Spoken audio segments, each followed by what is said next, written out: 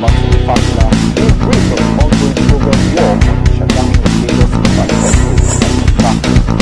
all the traffic into this direction. We are going to work to ensure that better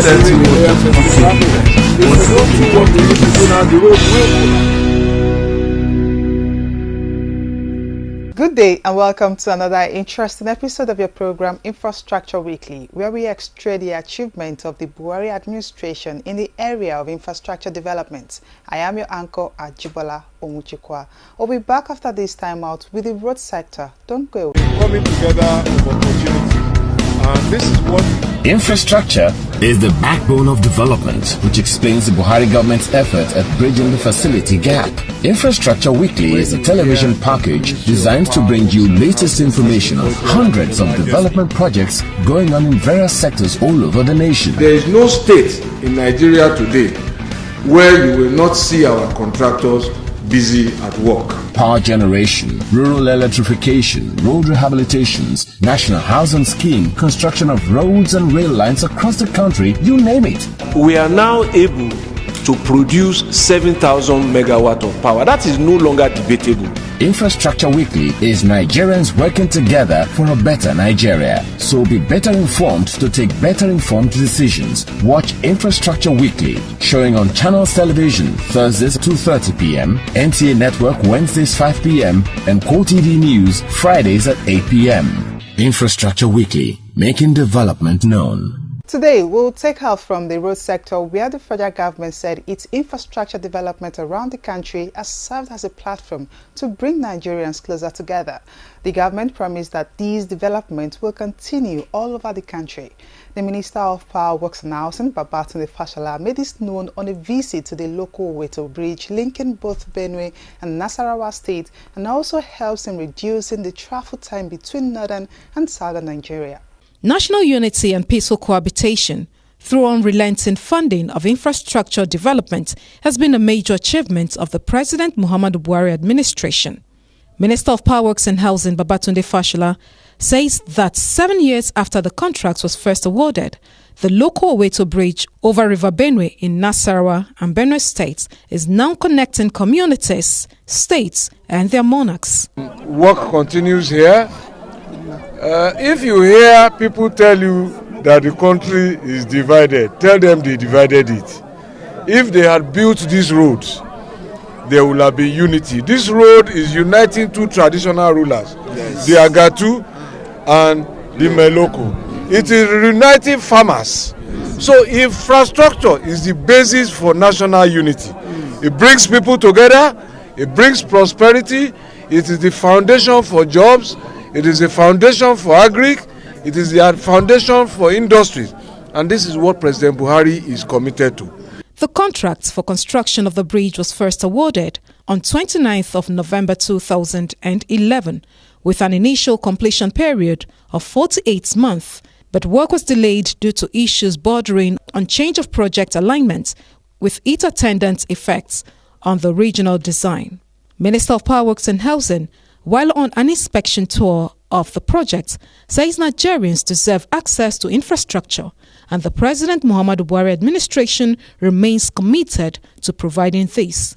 Very soon, this road and this bridge will connect and unite Nigerians forever, irrevocably, for prosperity. Minister of Power, Works and Housing Babatunde Fashola says contrary to rumors of propaganda, tangible infrastructure across the country remain undeniable evidence of the Buhari administration's commitment to the welfare of the nation. Minister of Agriculture says that economic and agricultural activities are set to skyrocket within Benue and Nasarawa states, and indeed the North Central, spilling out across the nation.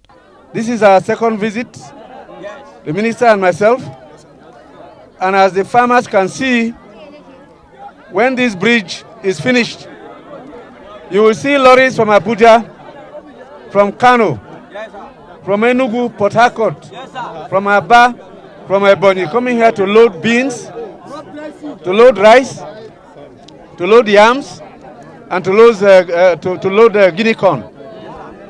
Now, this bridge is being put in place and completed by President Muhammadu Buhari. He promised you that he was going to improve your lives. Once the road and the bridge are finished, many of you will become millionaires in this village. Some of you will find that you are richer than the people in Abuja because they will be coming here to buy food. The project, which was originally conceived as a 1,970 miles bridge, is now 2 bridges, 8 miles apart, and expected to bring respite to Nigerians traversing the North Central.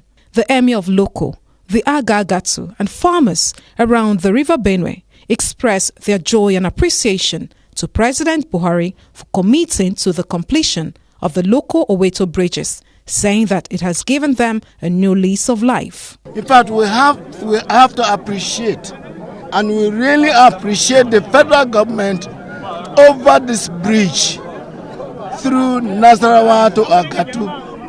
It is something that I never knew I was going to witness in my life. Today I am witnessing something that is so impressive, very, very impressive, and we appreciate you. We appreciate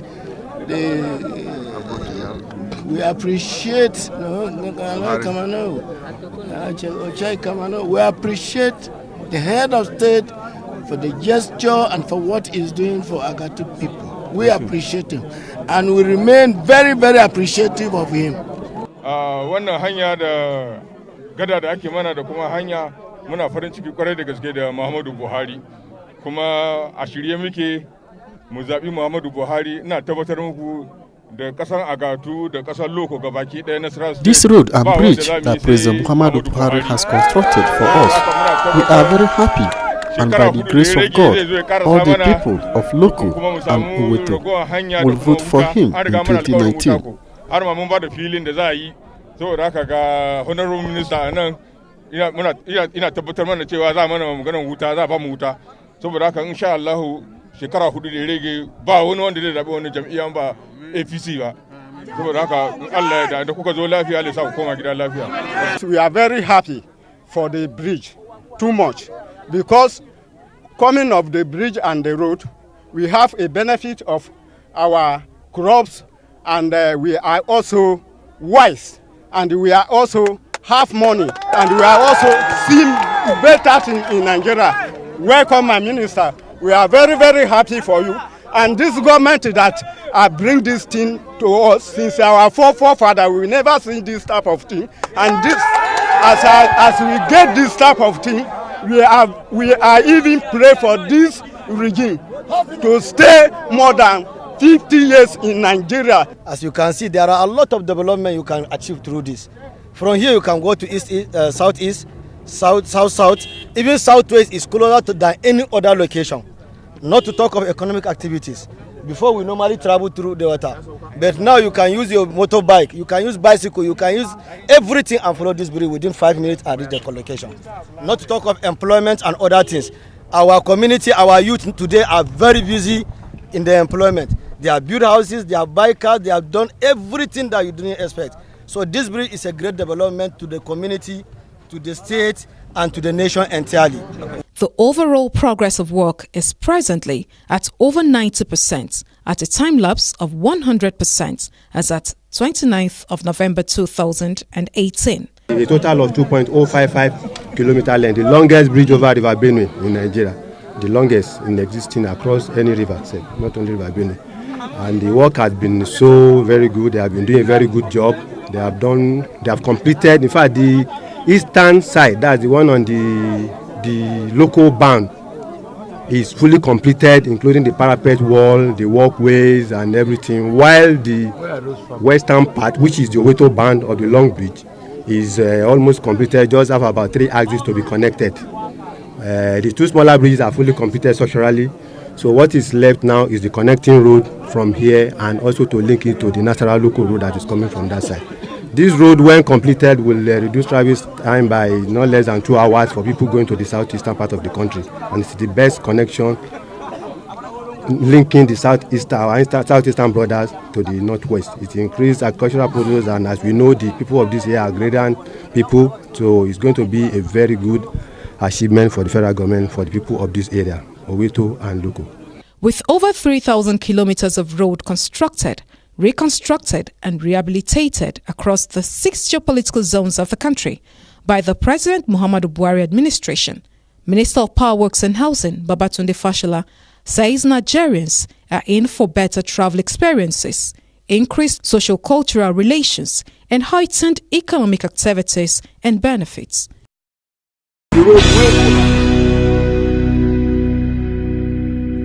If you're just joining us, the program is still Infrastructure Weekly. You can get in touch with us on any of the social media handles showing on your screen. Join us after this break for a look at the power sector. Dear lottery operator, you've done a remarkable job so far getting into a business that has been highly criticized for many years. You've done well to uphold your credibility and boost confidence in the business. Kudos to you. This is just to remind you of the rules of the game as prescribed by the National Lottery Regulatory Commission. Gaming is not for persons under 18. Underage gaming is prohibited. Report illegal operators to the Commission, and also always remember the regulatory job of the Commission. Whatever your category, lotteries, sport betting, promos, scratch cards, games, it is the duty of the Commission to protect lottery players and the operators, as well as promote transparency and accountability. Licensees are also expected to play their part, which includes remittances to the National Lottery Trust Fund. For more information, please go to natlotteryregcom.gov.ng. The National Lottery Regulatory Commission. Lottery the right way. Thanks for staying tuned. We go now to the power sector. The federal government, as part of efforts aimed at growing the nation's economy, started an initiative tagged Energizing Economies Initiatives aimed at market nationwide. The initiative is aimed at providing 24-hour electricity supply to market and economies clustered around the country.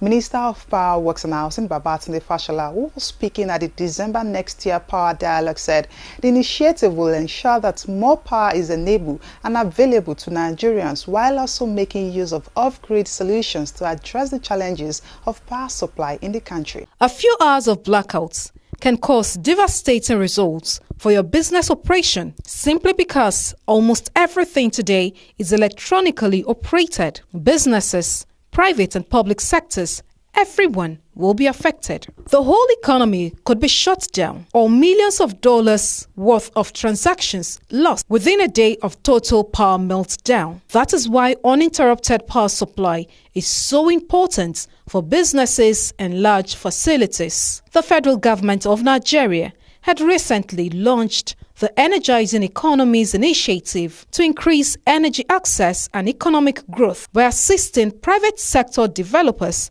provide clean, reliable, and affordable power to economic clusters across Nigeria, such as markets, shopping complexes, agricultural and industrial clusters. Markets like Ariaria in Aba, Sabungari in Kano,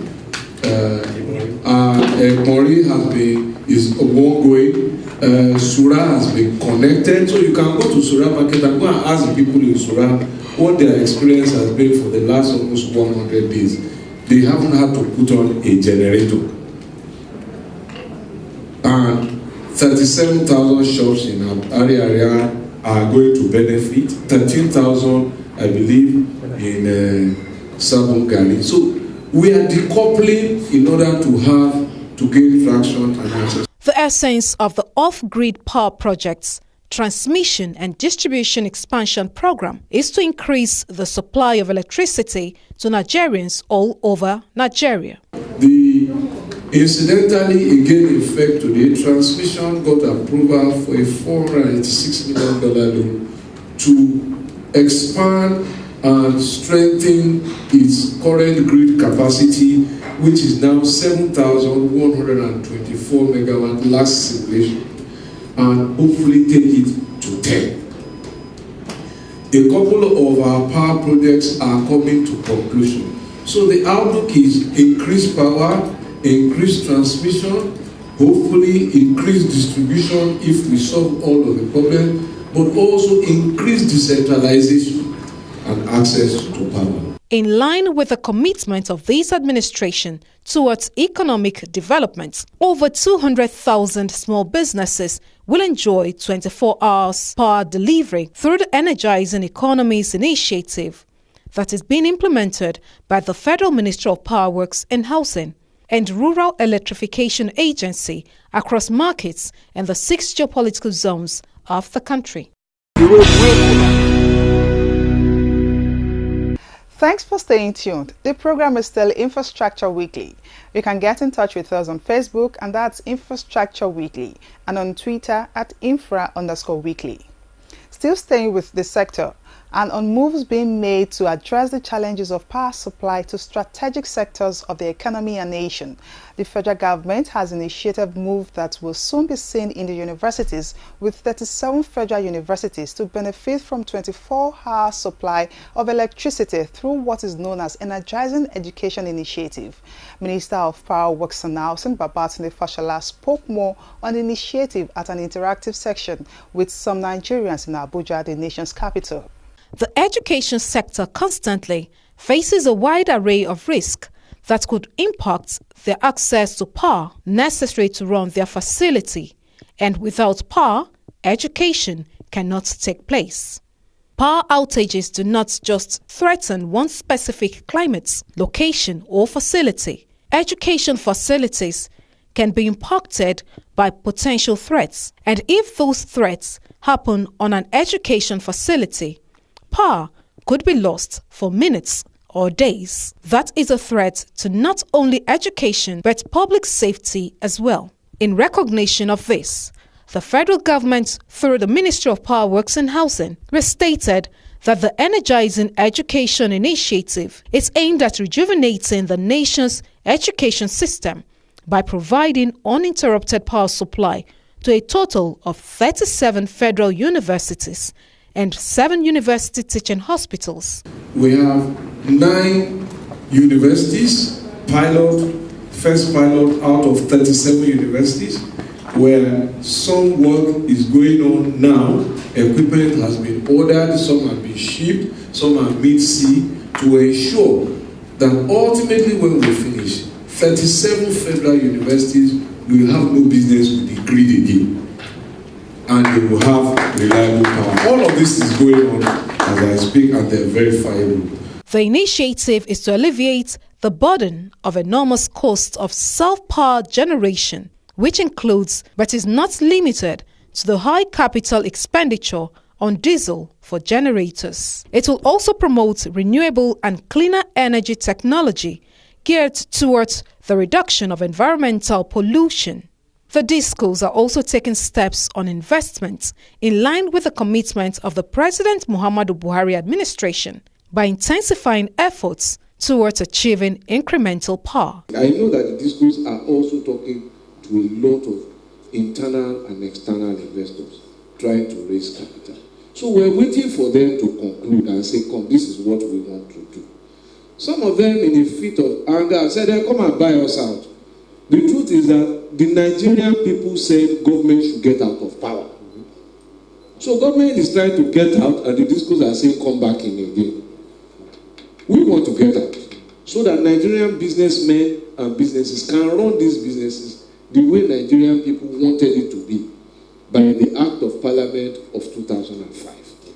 But we will continue by policy, by direction to enable private sector do what it has contracted to do.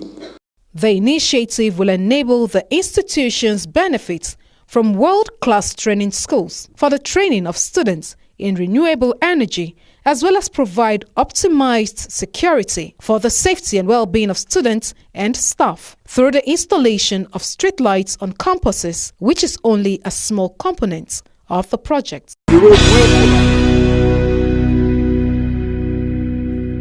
That's all for the power sector this week. Just a reminder that you can get in touch with us on any of the social media handles shown on your screen.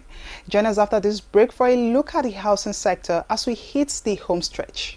Coming together of opportunity, and this is what Infrastructure is the backbone of development, which explains the Buhari government's effort at bridging the facility gap. Infrastructure Weekly is a television package designed to bring you latest information on hundreds of development projects going on in various sectors all over the nation. There is no state in Nigeria today where you will not see our contractors busy at work. Power generation, rural electrification, road rehabilitations, national housing scheme, construction of roads and rail lines across the country, you name it. We are now able to produce 7,000 megawatt of power. That is no longer debatable. Infrastructure Weekly is Nigerians working together for a better Nigeria. So be better informed to take better informed decisions. Watch Infrastructure Weekly, showing on Channels Television Thursdays 2:30 p.m., NTA Network Wednesdays 5 p.m., and QTD News Fridays at 8 p.m. Infrastructure Weekly, making development known. If you're just joining us, the program is Infrastructure Weekly, where we x-ray the achievements of the Buhari administration in bridging the nation's infrastructure deficits. We move now to housing sector and the National Housing Project site in Benin City, the Edo State capital, where the site, like others across the country, is expected to be ready in a few weeks. Minister of State 1 for Power, Works and Housing, Mustapha Babashiori, said it is a show of commitment to the people being the activities of government in the sector. The Minister of State 1 for Power, Works and Housing, Mustapha Shehuri, has lauded the pace of work at the site of the National Housing Program in Edo State. The achievement recorded so far in the National Housing Program being constructed in the state and the pledge by the contractors to complete the project by the end of December is a welcome development. The minister reiterates that the program is in line with the federal government's efforts to provide acceptable and affordable housing to Nigerians. This National Housing Program, and it is meant to provide housing, affordable houses for Nigerians. At the same time, create jobs, and that's what we see here. When houses are constructed like this, a lot of people are involved, starting from the engineers, the architect, the electrician, carpenters, welder, plumber, etc., etc., the bricklayer, a lot of people will be involved and was aware of, creating jobs and by extension, wealth. The project, consisting of 28 units of 2-bedroom bungalows, 16 units of 3-bedroom bungalows, and a 3-story condominium consisting 24 flats, as well as infrastructure including roads, provision of electricity, and motorized boreholes, commenced in February 2017. Everybody that can afford it is not meant for the civil service, it's for every Nigerian that can afford it. And this is an attempt, to make houses available. So, with time, maybe as we keep on building, the last time, let me take you back to history. The last time government, did a national housing program is around 1980 something. I was in secondary school also. And it's only this time, because we have to go back to see how we can solve the housing problem. The construction ongoing in the site has attained between 80 to 100% completion, and the 15 contractors have pledged to hand over the building by December ending. I'm happy to meet your team at the same time, the contractors, all working here. It's already, I think, 6 o'clock here. And I'm happy to hear that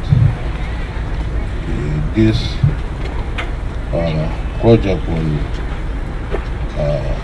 be concluded, is it, by December ending? Yes, sir. All things being equal. Thank you very much. And the Ministry and the government of President Muhammadu Buhari is grateful to hardworking staffs like you. Thank you. In line with the policy of the President Muhammadu Buhari administration, the project is 100% local content based, with the contractors, suppliers and artisans also Nigerians.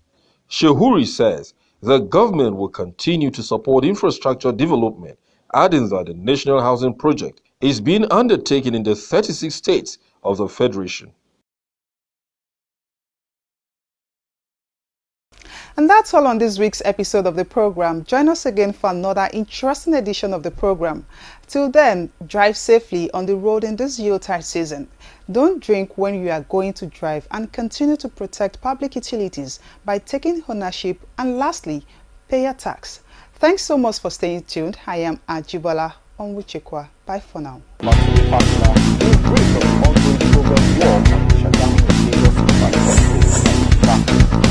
all the traffic into this direction.